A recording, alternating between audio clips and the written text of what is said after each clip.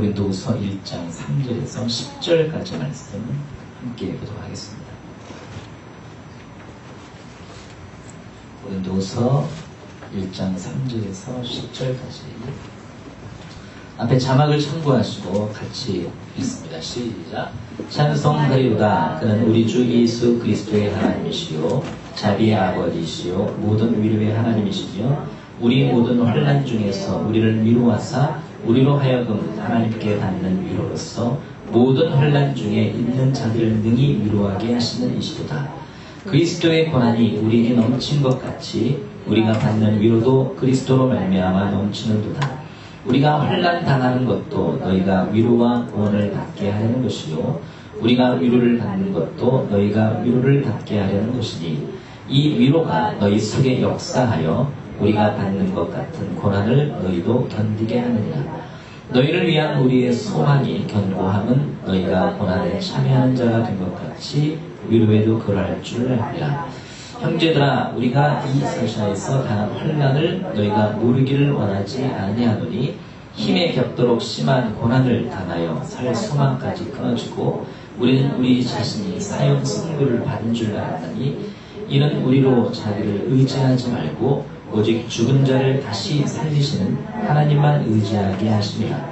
그가 이같이 큰 상황에서 우리를 건지셨고 또 건지시고 이후에도 건지시기를 그에게 바라노라.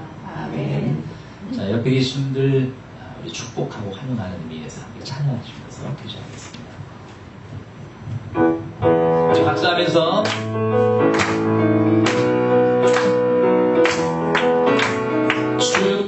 축복합니다.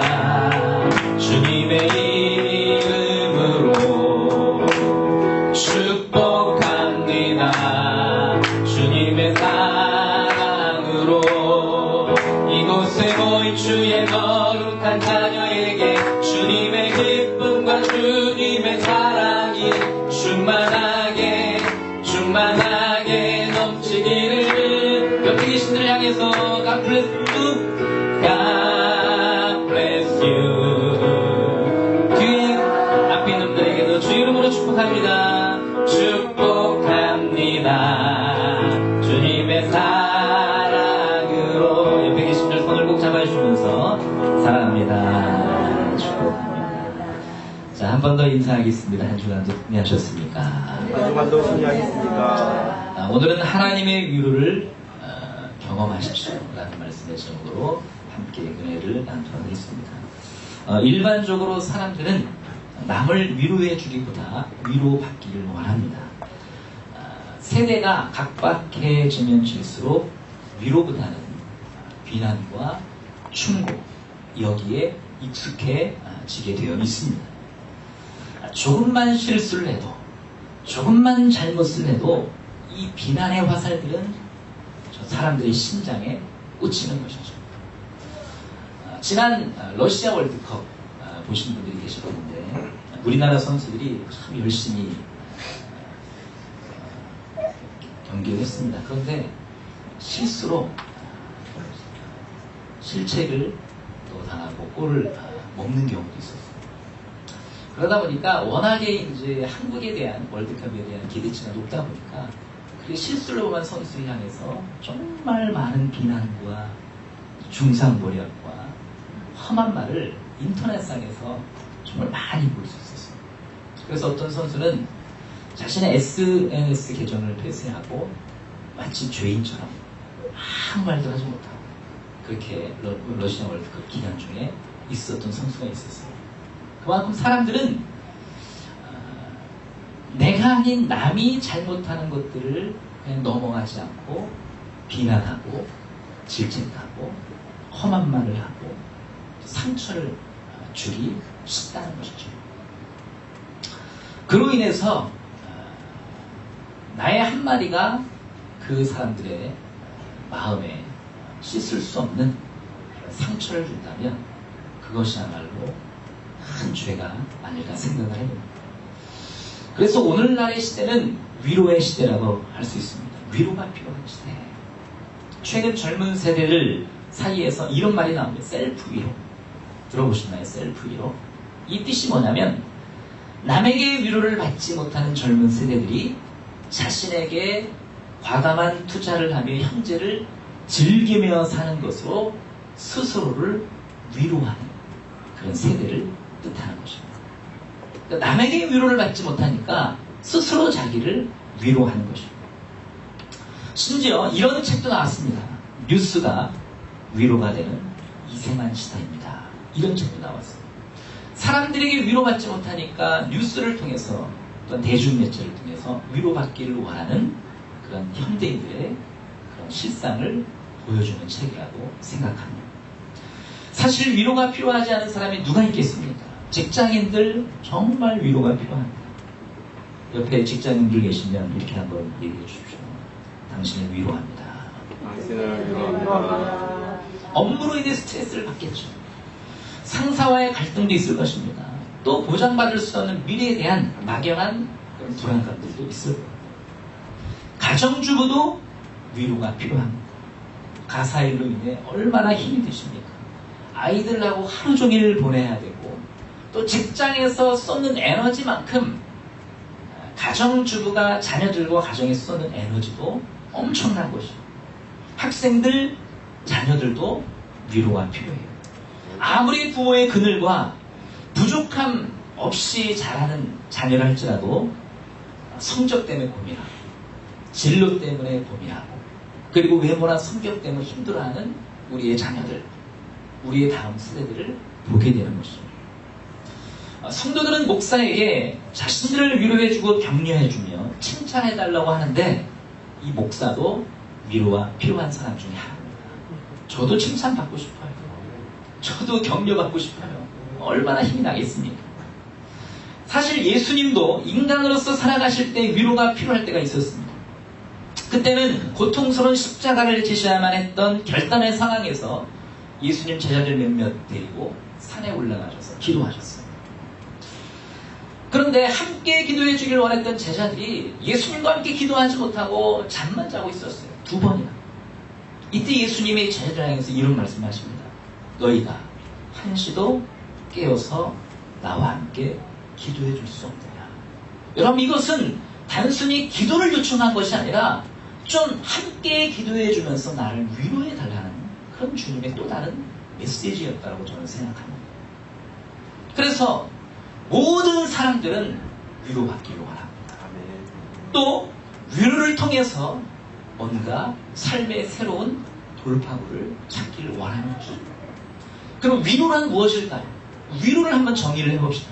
위로는 따뜻한 말이나 행동으로 괴로움을 덜어주거나 슬픔을 달래주는 것을 위로라고 정의합니다. 어떤 일로 낙심하고 절망한 사람에게 힘을 주고 격려해 주는 겁니다.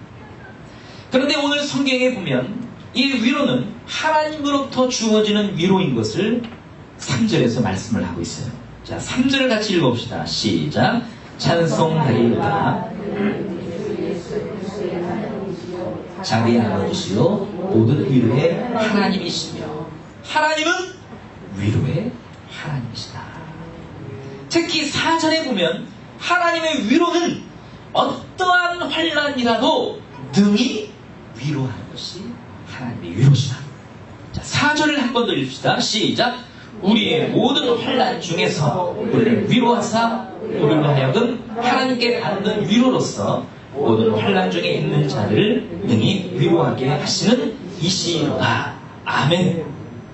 여러분들은 하나님의 위로를 믿으십니까? 하나님은 우리를 위로하시는 분이세요. 그래서 하나님은 늘 우리에게 끊임없이 말씀하십니다. 오늘도 말씀을 통해서 우리에게 위로하셔요. 위로가 필요한 자들에게 확신을 주는 말씀을 오늘 성경은 우리에게 기록하고 있어요. 마태복음 11장 28절에서 예수님 이런 말씀하셨어요. 수고하고 무거운 짐진 자들아 다 내게로 오라. 내가 너희를 쉬게 하리라. 여러분, 이 쉼 안에는 안식을 포함해서 하나님의 위로하심이 이 안에 담겨있는 것입니다. 나에게 오라. 내가 너희를 위로할 것이고 내가 너희에게 참된 평안과 안식을 주실 것이다. 성경 곳곳에 보면 하나님의 위로하심의 말씀들이 너무나 많이 기록이 되어 있어요. 그래서 우리가 하나님의 말씀을 들을 때마다 하나님의 말씀을 읽고 묵상할 때마다 그 안에 담겨있는 하나님의 위로하심을 우리가 느끼게 된다는 것입니다. 따라합시다. 말씀이 곧 위로입니다. 하나님의 말씀이 갖는 위로의 힘, 하나님의 말씀이 갖는 위로의 힘이 오늘 성경에 기록이 되어 있습니다. 우리가 위로받기 위해서는 먼저 하나님의 위로하시는 말씀을 믿으셔야 돼요. 오늘 이 말씀 속에 기록된 하나님의 위로하심의 말씀을 내가 믿어야만이 하나님의 위로를 경험하는 첫걸음이 되어진다는 것이죠. 한국유머센터 원장인 김진배 원장님이 계시는데 이분이 한 칼럼에서 위로화법이라는 그런 내용의 글을 게재했습니다. 그 글에 보면 이런 글이 있어요. 연세대를 설립한 언더우드 목사가 어느 개척교회 젊은 목사를 방문했답니다. 그런데 그 교회는 성도들이 다 떠나가고 이 목사님과 사모님 두 내만 남아있었다. 그런데 침통한 그들과는 달리 만면의 웃음을 지으면서 언더우드 목사는 그 상심한 젊은 목사에게 이렇게 말을 했어요. 목사님, 희망이 있습니다. 지금 3명밖에 없으니 여기서 더 줄어들 리는 없고 앞으로 오직 늘어날 일만 남았으니 얼마나 소망스럽겠습니까? 언더우드 목사는 목사에게, 그 젊은 목사에게 유머가 담긴 그 한마디를 통해서 그에게 용기를 주었고, 이 젊은 목사는 그 말에 용기를 얻어서 열심히 목회를 해서 목회를 성공적으로 했다는 얘기. 언더우드 목사는 절망에 빠진 사람에게 절망적인 상황을 희망으로 재구성하고 낙관적으로 말해줌으로써 진정한 말의 힘, 위로의 힘을 보여준 것입니다. 우리 주변에 위로가 필요한 사람들이 얼마나 많습니까? 나의 위로 한마디, 그 사람에게는 엄청난 힘과 자극제가 되어서 다시 일어날 용기를 주는 것입니다. 이것이 바로 말이 갖는 힘, 위로의 말이 갖는 힘이라는 것입니다. 하물며 하나님의 말씀을 통한 위로는 절대적이라는 것입니다. 여러분 다시 사전을 보면 하나님의 위로는 환난 중에 있는 모든 자들을 능히 위로하신다. 능히 위로하신다. 완전하게 위로하신다. 위로하실 것이 없다. 하나님의 위로는 그렇게 완전한 위로인 것을 말씀하고 있습니다. 한 걸음 더 나아가서 위로가 필요한 자들에게 우리는 위로할 수 있는 성도가 되어야 할 줄 믿습니다. 신약성경에 보면 바울과 함께 사역을 했던 바나바라는 인물이 소개되어 있습니다. 누가라는 제자는 이 바나바를 가리켜서 뭐라고 말했냐면 바나바는 착한 사람이다 라고 소개를 했어요. 그의 인격이, 그의 성품이 굉장히 좋았다는 얘기죠. 그런데 그의 이름의 뜻을 보면 어떤 뜻을 갖고 있냐면 위로의 아들이란 뜻이 바나바의 이름의 뜻입니다. 그는 위로를 필요로 하는 사람들에게 가서 그런 환경 속에 접할 때마다 그들에게 최선의 위로를 했던 사람. 당시 초대교회 시대에 스테반 집사가 돌에 맞아 죽는 순교를 경험했습니다. 그때 초대교회는 굉장히 핍박과 환난이 심했어요.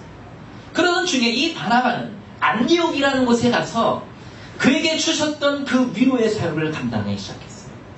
사람들의 말을 들어주고 목회자를 격려하고 성도들에게 끊임없는 위로의 사역을 했던 사람이 바로 바나바였어요. 여러분 우리 교회도 분명 위로가 필요한 성도들이 계십니다. 우리가 교회에 와서 형식적이고 의례적인 만남을 갖기보다는 서로에게 위로의 따뜻한 말 한마디를 해줄 수 있는 그런 성도가 되었으면 좋겠습니다. 자, 옆에 계신 분에게 나는 당신의 위로의 성도가 되기를 원합니다. 나는 당신의 위로의 성도가 원합니다. 한 주간 우리가 빡빡한 세상의 삶을 살다가 얼마나 몸과 마음이 지쳐 있습니까? 그래서 좋으시는 분들이 있잖아요. 나름대로 힘든 일, 스트레스, 무거운 짐을 짊어지고 교회로 나가요. 그렇기 때문에 우리가 그들에게 격려와 위로의 말을 해줄 수 있다는 것은 엄청난 축복입니다. 네. 아, 내가 교육을 잘했다. 역시 내가 잠자지 않고 일어나서 교화서 예배드리길 잘했다. 위로의 말을 들으면 교회 나온 것이 보람이다. 예배를 드는 것이 은혜와 감격이 되는 것이죠. 세상의 삶이 녹록지는 않지만 우리가 교회에 와서 새 힘을 얻고 그 힘을 받아서 세상을 향해 다시 도전하고 나아가는 것입니다. 목사가 강단에서 선포되는 말씀을 통해서 성도가 위로를 받고 용기를 얻고 다시 세상을 향해서 힘차게 도전할 수 있게 하는 것이 목사의 사명입니다. 기껏 교회 와서 목사의 설교를 듣는데 스트레스만 받고 가면 교회는 보람이 없는 것이죠. 오늘 전해지는 말씀이 여러분들에게 위로가 되기를 주님의 이름으로 축복합니다. 네. 그래서 우리가 섬기는 교회는 우리의 몸과 정신과 영이 치유되는 그런 교회가 되어야 할 줄 믿습니다. 네. 그래서 우리는 내가 먼저 위로자가 되셔야 돼요. 네. 내가 먼저 찾아가서 격려하는 것이요. 우리가 사랑합니다, 축복합니다, 늘 우리가 반복적으로 하지만 이 안에는 위로가 담겨 있어요. 어느 때는 이 위로, 어느 때는 이 사랑과 축복의 말이 그냥 스쳐 지나가지만 어느 때는 그 말이 너무나 나에게 힘이 되고 격려가 되고 위로가 될 때가 있다는 것입니다. 또한 오늘 본문 말씀에 하나님께서는 이렇게 남을 위로하는 자들에게 자신이 위로받을 수 있는 은혜를 주신다고 약속하셔요. 6절을 같이 읽어볼까요? 시작.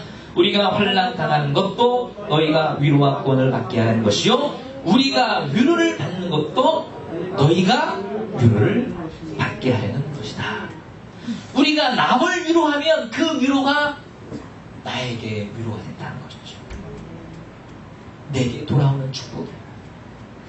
주보의 은혜 글 안에 보면 이 내용을 조금 쉽게 썼습니다.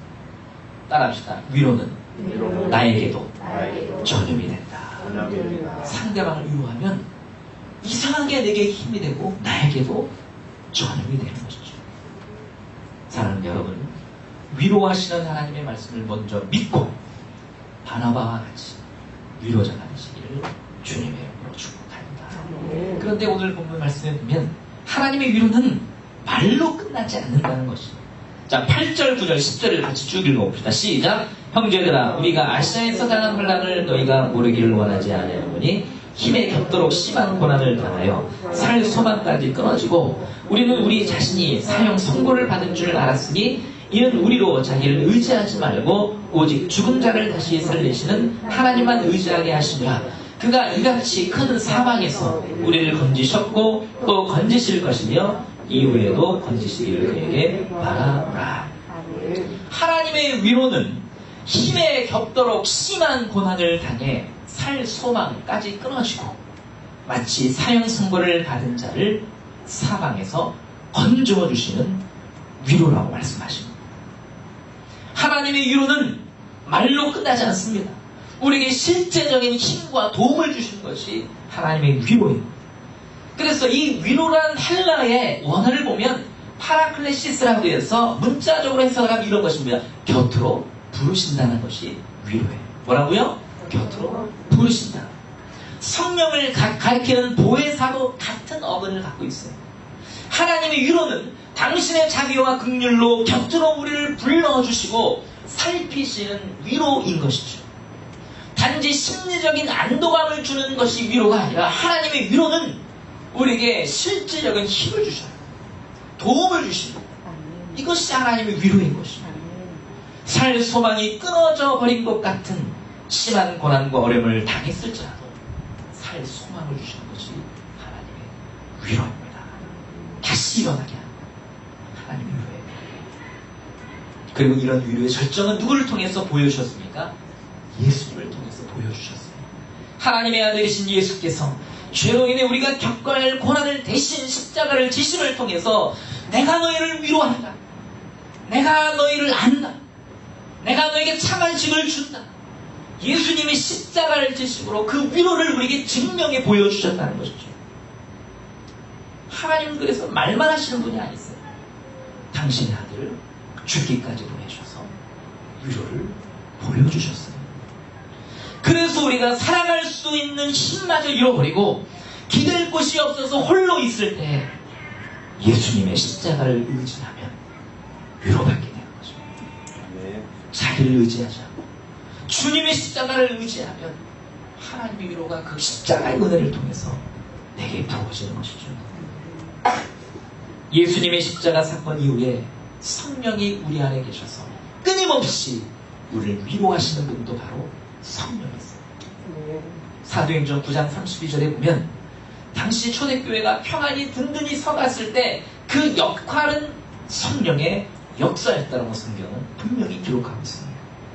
여러분, 우리 안에 내주하시는 성령님, 그분이 우리를 위로하시고 실제적인 힘과 도움을 주시는 믿으시길 바랍니다. 아멘.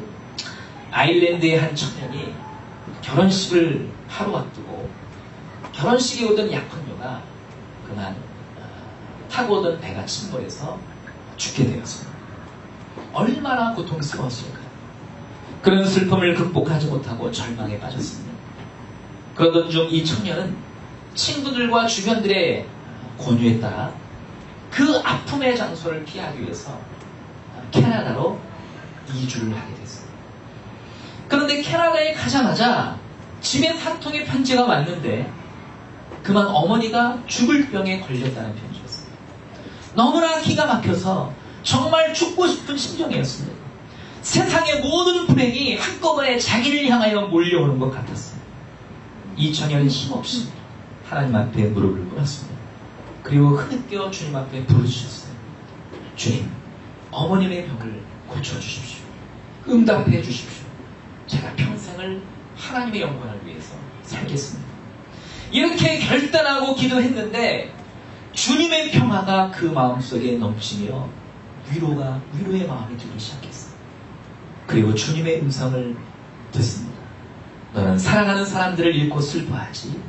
나는 하나뿐인 독생자를 십자가에 죽였단다. 이 음성을 듣는 순간 그는 주님의 사랑과 주님의 위로하심을 온몸으로 느끼고 사랑하는 애인이 죽은 그 슬픔을 견딜 수 있었고 어머니가 병에 들었지만 마음의 위로한 평화가 넘쳐났어요. 그래서 이 청년은 그 자리에서 연필을 들고 기록한 찬송가가 바로 찬송가 369장입니다. 죄짐 맡은 우리 구주 어찌 좋은 친구지. 고통이 변하여 찬송이 되고 아픔이 변하여 감사의 고백이 된 것입니다. 그 이후에 고향에서 다시 편지가 왔는데 어머님의 안부를 물었을 때 중병을 앓고 있던 어머니가 거짓말처럼 완전히 치료되는 하나님의 기적을 경험했어요. 이 청년이 찬송가 369장을 지은 조지프 스크리븐 씨입니다. 그런 하나님의 놀라운 위로와 평안, 하나님의 놀라운 기적을 그가 체험하고 찬송가 369장을 썼던 것입니다. 여러분, 하나님의 위로는 이런 것입니다. 우리의 삶에 실제적인 도움과 은혜와 힘을 주시는 것이 하나님의 위로인 줄 믿습니다. 이런 하나님의 위로를 저와 여러분이 경험하기를 주님의 이름으로 축복합니다. 유대인의 경건인 미드라시에는 이런 이야기가 있습니다. 다윗 왕은 어느 날 궁 안에 세공인을 불러 이렇게 명령을 했습니다. 나를 위한 아름다운 반지 하나를 만들도록 해라. 그리고 그 반지에는 내가 큰 승리를 거두어 기쁨을 억제하지 못할 때 그것을 차분하게 다스릴 수 있는 글귀여야만 한다. 그리고 내가 큰 절망에 빠졌을 때에도 용기를 줄 수 있는 내용이어야 한다. 자, 이 다윗 왕의 요구는 어떤 상황에도 스스로 마음을 다스릴 수 있는 글귀를 새겨진 반지를 만들라고 명령한 것이다. 세공인은 아무리 생각을 해봐도 마땅한 글귀가 떠오르지 않았어요. 그래서 지혜롭기로 소문난 솔로몬 왕자를 찾아갔습니다. 도움을 청했어요. 이때 세공인의 이야기를 듣고 잠시 생각에 빠진 솔로몬은 이렇게 적으라고 일러주었습니다. 이 또한 지나가리라. 이 또한 지나가리라. 사랑하는 여러분, 우리가 지금 당하는 여러 가지 아픔과 고난, 문제와 시련들은 언젠가 지나가게 되어 있어요. 이 또한 지나가리라. 왜 그럴까요? 시간이 문제를 해결해 주니까? 아닙니다. 그럼 시간이 모든 기업들을 잊어지게 만드니까? 그것도 아니에요. 그 이유는 하나님의 위로가 있기 때문일 수 있습니다. 신앙으로 살아가는 모든 성도들은 이런 하나님의 위로를 믿고 그 하나님의 위로를 확신해야 되는 것이죠. 우리의 감정과 기억들, 분노와 슬픔, 억울함과 무기력함, 이 모든 것을 아시는 하나님께서는 당신의 의도와 계획을 통해서 우리를 만져주고 계셔요. 하나님의 자비와 긍휼의 손으로, 아니 자신의 아들 예수를 십자가에 죽기까지 우리를 사랑하신 그 사랑의 손으로 갈기가 이렇게 찢겨진 우리의 마음에 상처를 아물게 하시고 치유하시고 위로하시는 분이 바로 하나님이십니다. 하나님은 심지어 우리가 고난 잠에 들었을 때에도 우리를 위로하시고 치유하시고 일하고 계시는 하나님이세요. 사람을 통해서든지 어떤 상황을 통해서든지 오늘 주어지는 말씀을 통해서든지 하나님은 위로하십니다. 결국 시간이 흐른 뒤에 뒤돌아보면 다 하나님의 손길이었어요. 모든 것이 하나님의 은혜였어요. 그때 힘들었지만, 그때 견딜 수 없을도록 눈물 흘렸지만 지나고 보니까 그 눈물을 닦아주시고 우리의 마음을 치유하시고 위로하신 분이 하나님이셨다는 믿음의 고백이 우리의 입술을 통해서 드러날 수 있다는 사실을 믿으셔야 됩니다. 여러분, 사람에게 위로받으려고 하지 마십시오. 사람에게 위로받는 것 한계가 있습니다. 하나님의 위로를 받으려고 하십시오.